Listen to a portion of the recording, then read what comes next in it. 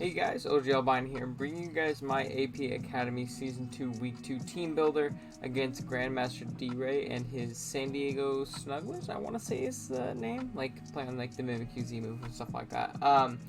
He did actually, our buddy Steven actually ended up having to drop, which is really unfortunate. We were supposed to play him this week, but D-Ray took over, and I wanted to give a huge shout out to him. I actually went on vacation this last week, and I had to play like all my games by Wednesday, and he took over the team like Sunday night, and he was able to prep with Steven's old team, not even with like, you know, the new team that he would be comfortable with and stuff like that, and get me a game before I did have to leave town. So huge shout outs to him on that. I really do appreciate him being so understanding of my schedule and stuff like that, because me and Steven had originally scheduled for Monday night, and that's like right when he took over the team. So we ended up playing Wednesday night though, I believe. But yeah, with that being said, let's just jump right into the team builder, just so this video doesn't drag on too long. If you did forget our team, it consists of the Deoxys Attack, Naganadel, Jirachi with Z-moves, Tyranitar, Rotomoa with Z-moves, Volcanion with Z-moves, Piloswine, Staraptor, Frostlass, Stoutland, Mega Garchomp, and I already said Piloswine, Granbull. While our opponent's team consists of the Mew with Z-moves, Munium Z is allowed, so there's something to take note of. Zekrom, Tapu Bulu, Keldeo, Mega Beedrill, Klefki with Z-moves, Mienshao, Palossand with Z-moves, Golbat, Sneasel, Regirock, and Salamence. So right off the bat, biggest threats to me, Mew is terrifying. Mew is absolutely terrifying to our team. We do have a Tyranitar, but Tyranitar is not good in this matchup at all, in my opinion. It gives so much momentum to my opponent. He has so many great pivots into it, and he can honestly just throw Aura Sphere on his Mew if he wants to be Calm Mind, and it'll drop. It'll drop. I think Calm Mind Mew is a huge threat versus me, especially with like Genesis Supernova or something like that. Like a bulky Calm Mind, Psychic, Aura Sphere, and Roost, I think absolutely just goes in versus me if he can chip the Jirachi a little bit. So that is something we do have to be ready for. Zekrom is terrifying. We don't have much to switch into that thing. The Tapu Bulu is pretty scary too. We don't have much to switch into that. Keldeo as well. And then actually the Mienshao. Mienshao terrifies me. I have one mon that can somewhat check it. Other than that, Scarf, Reckless, High Jump Kick kind of sweeps my entire team. It just kills everything, which is, again, really scary, but we do have at least one check to that. So with that being said, let's just jump into our first member, which is going to be our Deoxys Attack. Come back week 2 with a Life Orb set, Extreme Speed, Psycho Boost, Shadow Ball, and Ice Beam, 76 attack, 212 special attack, and 220 speed with a naive nature. Now, this Deoxys is phenomenal versus my opponent's team.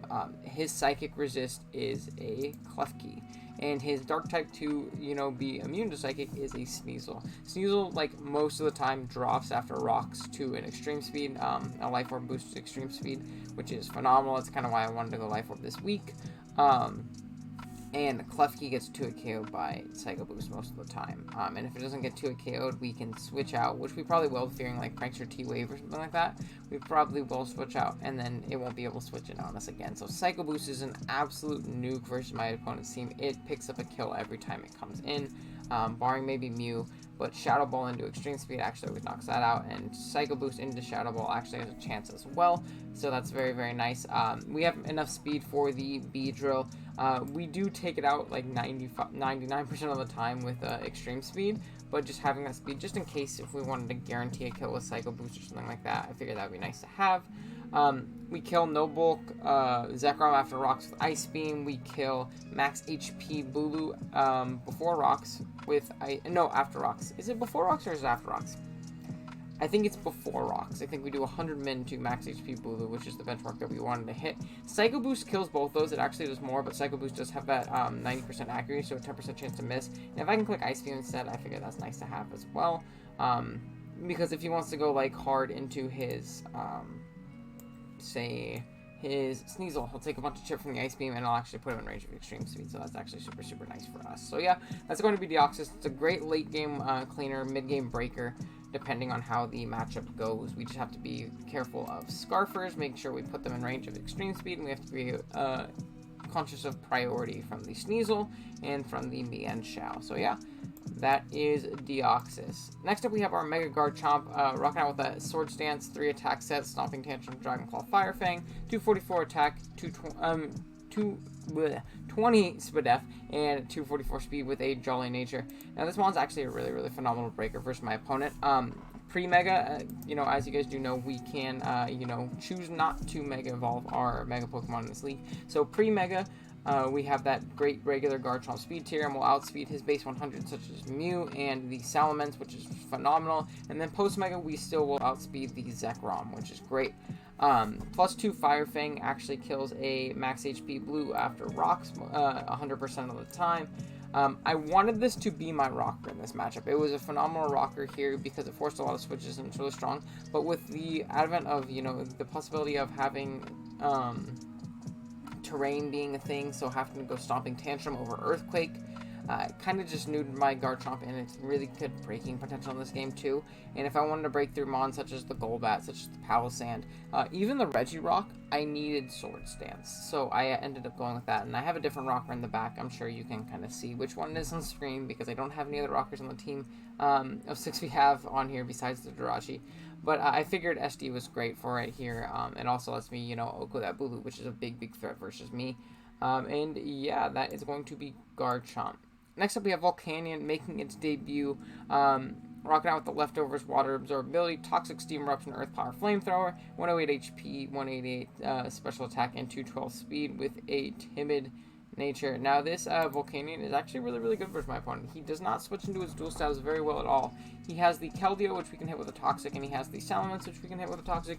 Mew can potentially avoid a 2-hit KO as well, which is actually why the main reason we have Toxic, because in a mock I actually got swept by Call My Mew because I let my Volcanion become setup fodder. I was originally sub 3 attacks, but we ended up changing it to Toxic just to whittle down my opponent's team a little bit better. It also lets me, like I said, catch the Mew on the switch. It lets me catch the Keldeo or even the Salamence or something like that. But Salamence is less likely of a switch, and I think just because of the fact that Steam Eruption has that 30% chance to burn, and if we can neuter that thing, that's absolutely phenomenal for our team. It makes our Grand Ball in the back a much better check. But yeah, that's going to be Volcanion. It's not the most important member on the team, but it has great natural bulk this game. And I think it'll at least pick up 1 kill. We can live a hit after rocks from pretty much anything on my opponent's team, barring like Zekrom. Just due to Volcanion's, great natural bulk with 80 HP, 120 defense, and 90 spadef is pretty solid. Like, we live a hit after rocks from Mew, we live one after rocks from Mence, we live one after rocks from B, and this is including if they're adamant and stuff like that. So that's actually super nice. And yeah, that is Volcanion. Next up, we have our speed control for the week, which is Choice Scarf, Jirachi, Iron Head, Zen Headbutt, U-Turn, Stealth Rock, 188 HP, 228 speed, and 228 attack, and 92 speed with a Jolly nature. Now, I talked about it in my draft analysis. I hate bringing Scarf Rachi. I feel like it's such a underutilization of the mod, but I felt like it was very much needed this week. This is a pretty whack Rachi set, though. Being the fact that we are Choice Scarf Stealth Rock, but like I said earlier, I didn't think I could fit it on Garchomp very well at all, so I figured, getting it on Rachi, while it does have some pretty obvious switch-ins to Rachi, if I can get up rocks and then switch out, I can potentially bluff that I'm not Scarf and then get a surprise kill later, is kind of my rationale. I didn't really need anything other than Iron Head and Zen Headbutt. I originally had Ice Punch over Stealth Rock, but I figure Iron Head and Zen Headbutt should be fine, and then we have U-Turn to grab momentum on other switches, if we already have our rocks up or we don't want, see the need to get them up. And this is actually going to be our Tapu Bulu check. We are a very bulky Scarf set. That's because we're not 2-hit KO'd by Adamant Wood Hammer from Tapu Bulu after Stealth Rock and Grassy Terrain. So that's actually really nice. He gives us a pretty good bulky pivot to that, and if he does bring the Tapu Bulu, we'll get nice residual recovery from that Grassy Terrain, letting us check it more than once, hopefully. And yeah, that is going to be Jirachi this week. It's tough having a Choice Lock Stealth Rocker because I don't want to give free setup to the Mew or the Salamence or the Beedrill or the the Sneasel or anything like that, but if I see the opportunity in which I need to get up rocks, I'll definitely take it, that's for sure. And then next up we have what's arguably our win con this week in Naganadel, rocking out with a pretty cool set with Lumberry, Nasty Plot, Sludge Wave, Dragon Pulse, Fire Blast, 116 HP, 4 defense, 228 special attack, 4 speed def, and 156 speed with a timid nature. It's pretty standard, obviously, and just nasty plot 3 attacks with fire coverage and dual stab. But it's pretty cool because we're rocking out with the Lumberry this week. Now, the Lumberry is being that I think this mon just wins at +2. I think it's absolutely phenomenal versus my opponent's team. If you look at dual stabs at +2, kill pretty much everything with a tiny bit of chip, and then everything that they don't kill, which being the Klefki, at +2 we knock it out with a fire blast. So that's phenomenal for our team. The only way I can really see him stopping this is with Prankster T-Wave. If he is Prankster T-Wave, we will eat our Lumberry, obviously, be able to knock out that thing, and we'll get another speed boost. At +1, we outspeed the entirety of his team, including Scarfers and stuff like that. Actually, no, I don't think we outspeed Scarf Sneasel.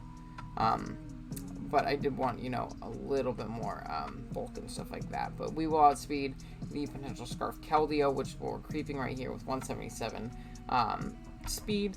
Then the rest in special attack that we could, while still allowing us to get the speed boost. That's why we're 176 instead of, max. If we went max, we would obviously be a higher special attack stat. And that would make it to where we got the special attack boost, where I want the speed boost this week, so 116 HP, and then the 4 in the defenses allows me to hit that benchmark so we can get the boost in the correct stat, and hopefully steamroll through my opponent's team late game if we can find an opportunity to set up. And yeah, that's going to be Naganadel, and then lastly, we have Gramble, rocking out the Rocky Helmet and Intimidate ability, Rest, Sleep, Talk, Play Rough, Toxic, Max HP, Max Defense, 4 attack. Very, very standard EV spread. I mean, kind of just max here, which looks very ugly, but I need it, or I kind of just lose to Mienshao. I went through my first 5 and I looked and I said, oh wow, Scarf Reckless High Jump Kick just wins. It just beats my team, barring this Gramble. Gramble is a phenomenal check that. If he isn't regen, then we can slowly chip him down with the Rocky Helmet. Play Rough does a ton. Toxic is good for his potential switch into it, besides the Klefki maybe, but if we can slowly chip down Klefki, that's fine. And we have a pretty solid pivot into Klefki in our Volcanion there, and even our Jirachi if we're not fearing Thunder Wave or something like that. And then we have Toxic to not be setup fodder just for the Mew. Again, like I said with the Volcanion, I was playing in a mock and I let the Volcanion be setup fodder and I lost, and I don't want that to happen with my Gramble, so I figure having Toxic on there is fine. Even if we do get that synchronized back to us, we are rest talk, so we can potentially rest off later in the game and get back up pretty healthy. This is also a really good Mensch check. It's a really good Zekrom check, if he wants to bring that Double Dragon Core versus, which is very, very scary. This is a low tier fairy, but I feel like it does do the job in this game in checking our opponent's really, really scary Double Dragon Core there. But yeah, that is going to be our team of 6 for week 2 of the AP Academy. Let me know what you guys think, if you would bring something potentially different, different moves, different mons, all that stuff. And be sure to subscribe if you're new. Stick around so you can catch our battles as they go up every week. The week 2 battle itself for this team will obviously go up tomorrow, hopefully at the same time it went up today. And yeah, thank you guys so much for watching. I will catch you guys later.